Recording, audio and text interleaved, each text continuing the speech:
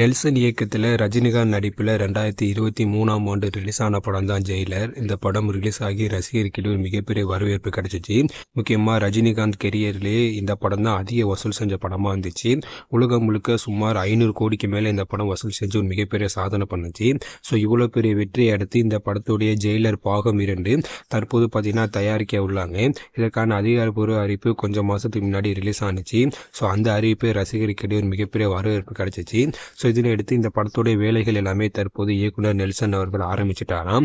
முக்கியமாக பார்த்தீங்கன்னா இந்த படம் பேன் இந்தியா லெவலில் மீண்டும் ஒரு மிகப்பெரிய வெற்றி பெறணும் அப்படிங்கிறனால பேன் இந்தியா லெவலில் நிறைய பேர் இந்த படத்தில் நடிக்க போகிறாங்க அப்படிங்கிற செய்தி எல்லாமே வந்திருக்கு. முக்கியமாக ஆந்திராவில் ஒரு மிகப்பெரிய நடிகரான பாலையா அவர்கள் இந்த படத்தில் ஒரு முக்கியமான ரோல் பண்ண போகிறாரு அப்படின்னு கூட செய்தி எல்லாமே வந்துச்சு.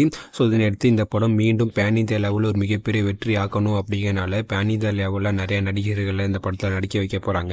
ஸோ இதனை எடுத்து தற்போது பார்த்தீங்கன்னா இந்த படத்தில் எஸ்.ஜே. சூர்யா அவர்கள் ஒரு முக்கியமான கதாபாத்திரம் பண்ண போகிறாரு அப்படிங்கிற நியூஸ் வந்திருக்கு.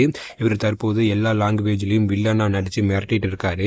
ஸோ இதனை எடுத்து ஜெயிலர் 2 படத்தில் எஸ்.ஜே. சூர்யா அவர்கள் வில்லனா நடிக்க போகிறாரு அப்படிங்கிற செய்தி வந்திருக்கு. முக்கியமாக பார்த்தீங்கன்னா அதிகாரப்பூர்வமாக இந்த அறிவிப்பு வந்தால் தான் நம்மளுக்கு அஃபிஷியலாக தெரிய வரும். நீங்கள் எல்லாம் ஜெயிலர் 2 படத்துக்காக ரொம்ப ஈகராக வெயிட் பண்ணுறீங்க அப்படின்னு கீழே கமெண்ட்ல சொல்லுங்கள். மறக்காம நம்ம சேனலை சப்ஸ்கிரைப் பண்ணுங்கள். தேங்க்யூ.